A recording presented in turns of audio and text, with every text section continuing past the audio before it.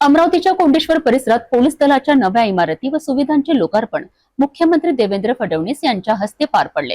यावेळी पोलिसांसाठी 18 चारचाकी वाहने, वातानुकूलित वाहतूक कक्ष, महिला विश्रांतीगृह यांचाही लोकार्पण समारंभ करण्यात आलाय। अमरावती जिल्ह्यातील कोंडेश्वर परिसरात अमरावती ग्रामीण पोलीस दलासाठी नवीन निवासस्थान, प्रशासकीय इमारत, वातानुकूलित वाहतूक कक्ष, महिला विश्रांतीगृह आणि चारचाकी नवीन वाहने अशा अनेक सुविधा मुख्यमंत्री देवेंद्र फडणवीस यांच्या हस्ते उद्घाटन करण्यात आलंय।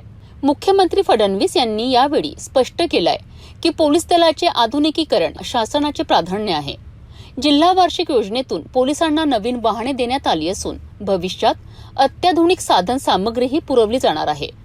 या लोकार्पण सोहळ्याला पालकमंत्री चंद्रशेखर बावनकुळे, जलसंपदा मंत्री गिरीश महाजन, खासदार डॉक्टर अनिल बोंडे, आमदार रवी राणा, पोलीस महासंचालक अर्चना त्यागी, विभागीय आयुक्त श्वेता सिंघल, पोलीस अधीक्षक विशाल आनंद आणि इतर मान्यवर उपस्थित होते। फडणवीस यांनी हेही सांगितले की अत्याधुनिक साधनांमुळे पोलिसिंग अधिक प्रभावी होईल, नागरिकांच्या सुरक्षेला गती मिळेल आणि पोलिसांचं जीवनमान उंचावेल।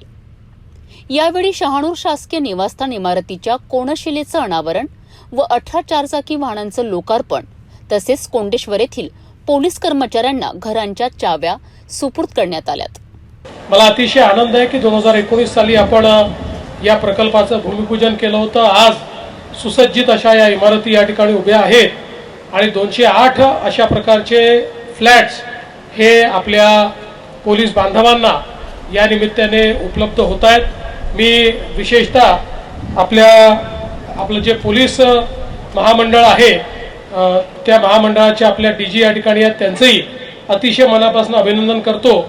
यासोबत आज विविध उपक्रमांचं आपण या ठिकाणी उद्घाटन केलेलं आहे, ज्याच्यामध्ये एसी बूथ्स आहेत, ज्याच्यामध्ये आपल्या गाड्या आहेत, आपल्या मोटरसायकल्स आहेत। मला विश्वास आहे की या सगळ्यामुळे पोलिसिंग करण्यामध्ये, आपली एफिशियन्सी वाढवण्यामध्ये आपल्याला अतिशय त्याचा फायदा होईल।